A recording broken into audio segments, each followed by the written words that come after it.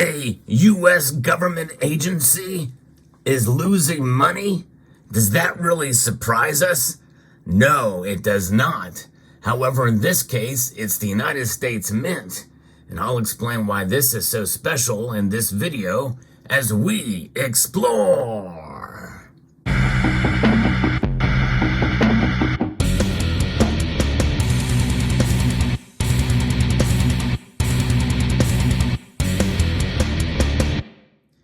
The United States Mint is one of the few government organizations that actually prides itself at making money.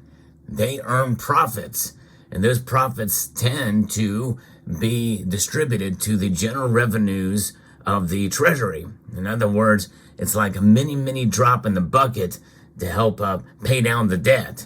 It's a very small amount, but they can make that claim and boast that they do that because largely a lot of the revenue that they get is voluntary because it comes through collector coins or bullion coins, such as you see here. And the bullion coin market is what we are going to be focusing on in this story from coinnews.net that has some kind of alarming numbers here. The revenues have fallen from the United States Mint and their bullion sales, in spite of sales of one coin actually increasing year over year.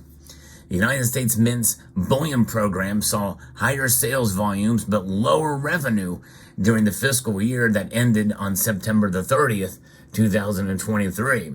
And federal government agencies, the fiscal year is during that period of time from the beginning of October through the end of September the following year. Across all gold, silver, and platinum bullion products, the United States Mint recorded sales of 22,009,000 coins. That's a lot of coins for sure, overall.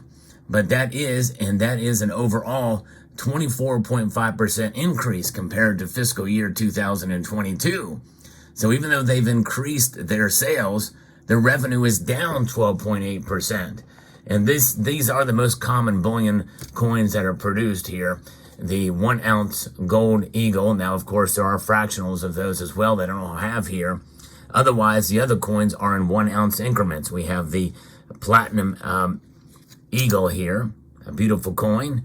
Of course, they don't sell very many of these at all in comparison. Then you have the buffalo, which is not nearly as popular as the eagle. And then you have the silver eagle. The silver eagle is the most popular bullion coin in the world of any metal, of any sort. The eagle is it. Now, obviously, in Canada, you're going to see less of these, and in Europe, but make no mistake, Americans are buying these things up like crazy, and they're even very common in other countries. But the most popular bullion coin, that's what makes the silver eagle so special. Pretty amazing indeed. So the increase was solely propelled, though, by a surge in bullion American silver eagles. And that was the increase. That saw a 30% increase over the prior year, while volumes declined for all other bullion coins. But obviously it's slight. However, the United States Mint's total revenue from bullion for the fiscal year 2023 amounted to $3.266 billion. That's a decline of $481.5 million, or 12.8% compared to the previous year's $3.7475 billion. Their net earnings from bullion declined by $12.7 million, or 15.5%, to $69.2 million from the previous year's $81.9 million.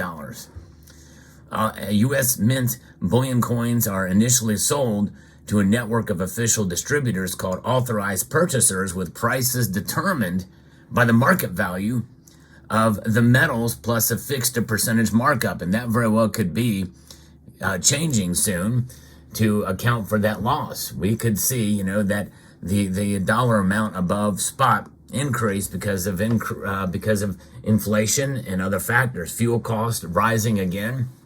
Who knows? So these numbers at least do not bode well for us, because we're going to see probably higher premiums coming down the pike. These authorized purchasers then make coins available to a wider audience among the public. The Mint's bullion products encompass American Gold Eagles. That's these American Gold Eagles, American Gold Buffaloes, American Platinum Eagles, and then, of course, the Silver American Eagle. American Palladium Eagles are also offered. I don't have one of those pictured here. But it is, when you look at the breakdown of the numbers, you can see the declines. American Gold Eagles, they only produced 988,000 of those in fiscal year 2023, where they produced 1.244 million in 2022. That's the biggest decrease, with a 20% decrease in American Gold Eagles. And the Buffaloes had almost a 20% decrease as well between those. But I can't imagine that differential was enough to lose that much money. I guess it could, but it makes me a little bit nervous that we may see premiums rise. Who knows? Demand for U.S. Mint gold bullion coins saw this pretty significant decline between the Buffalo and the Eagle, 20% really markedly. And consequently, revenue for American Gold Eagles decreased 17% to $1.96 billion, while revenue for American Gold Buffalo coins fell by 15.3%. With fiscal year 2023 sales of American Silver Eagles jumping 30% to 20.6 million ounces, revenue from them actually increased by 35%, but not enough to make the difference. So maybe it is literally due to the lack of sales of the gold coins. So who knows, but still it makes you wonder if they're going to try to pad themselves in the upcoming year. Who knows? We'll see. I think a lot of that is due to higher prices for gold on the market, and people are turning to Silver Eagles and silver. And I think that demand very well could translate and continue if we see gold continue to stay where it is and rise much more in the coming year. It's pretty amazing indeed to see how this is occurring. Now, again, we have a very wide gold to silver ratio, which could play a very large role in this. But the distribution of these coins, people wonder, why can't we buy them directly from the United States Mint? And then people often get confused and think, well, I can go to the Mint's website, I can buy a Silver Eagle that looks just like this, and I'm paying, $70 or whatever. That is a collector version. That is a burnished strike, and that is not a bullion coin. Essentially, even though it looks the same, it has a W mint mark. It's a different mint mark and a different finish, and it's a collector version. That is not a bullion coin. And there are examples of like that for the Silver Eagle, for the Gold Eagle as well. Do not get confused about that. If the United States Mint actually sold bullion coins directly to the public, likely you would see the prices and the premiums go up even more. To get all of that supply chain worked out and distributions worked out would take quite an accomplishment. I know the Royal Mint does sell directly, but in reality, it's a very minor part of the distribution chain. Many major mints, they have probably authorized purchasers as well, or just they sell directly to anybody. I don't know how it works with other nations and their sovereign mints, but the United States Mint has 8 to 12 of these authorized purchasers. They even have official distributors for certain numismatic products as well too. It's called the ABPP program, which has been deemed fairly controversial, and they sell them in different with smaller packaging and packets of 40 coins for some of these pieces. But nonetheless, this is where we are at with the U.S. Mint. In spite of a higher mintage and sales of Silver Eagles, overall revenue is down, and the overall coins have increased because of that Silver Eagle increase. But it's just an interesting dynamic how that works with the United States Mint and what's keeping them going for now. I will say that we'll see what happens in 2024 with silver, really, with all intents and purposes, pretty much staying fairly low this year so far, and we're well into 2024 now.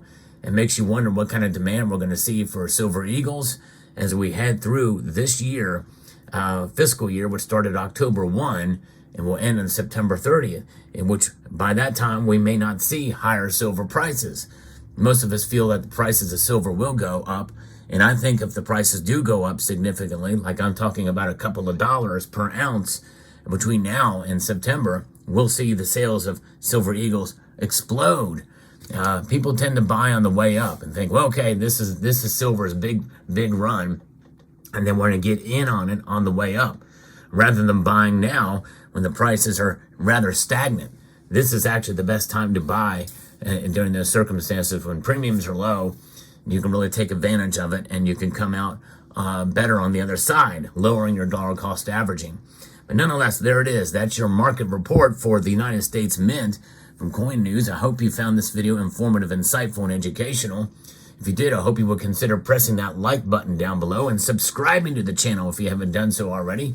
I'd like to extend a multitude of gratitude to you all for taking the time to watch, and to encourage you to please rate, share, comment, and subscribe.